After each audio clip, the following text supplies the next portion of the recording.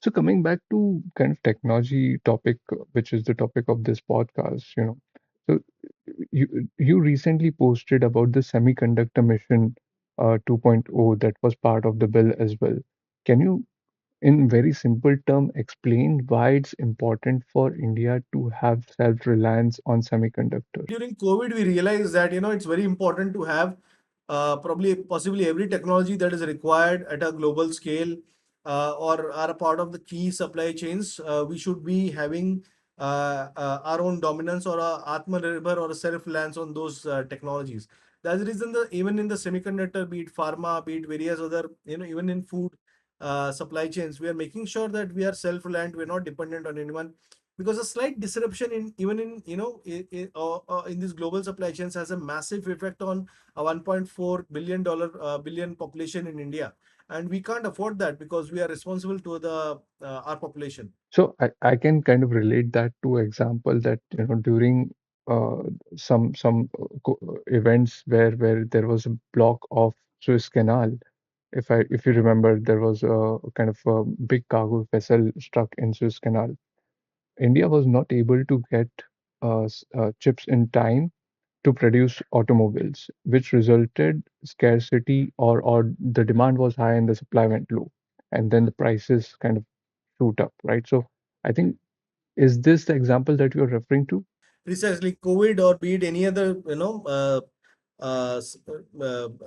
case of global ramifications, the price that all of us have to pay, especially in India, is pretty high. Be it the war in Ukraine, the prices of oil would have shot up had it not been for us to buy Russian oil, or be it COVID, where the vaccines and other prices, price of food, essential food products or essential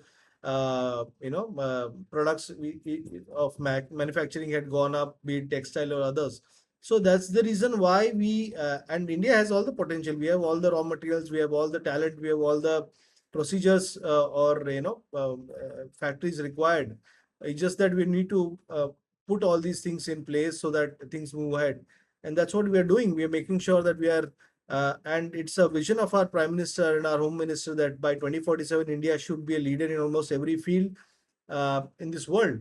So that is what we are moving towards by, being self-reliant, but also a global leader. So, Parikshit, coming back to the semiconductor discussion, because it's very important, and you see a lot of rise of companies like NVIDIA or ASML for that matter because of this move.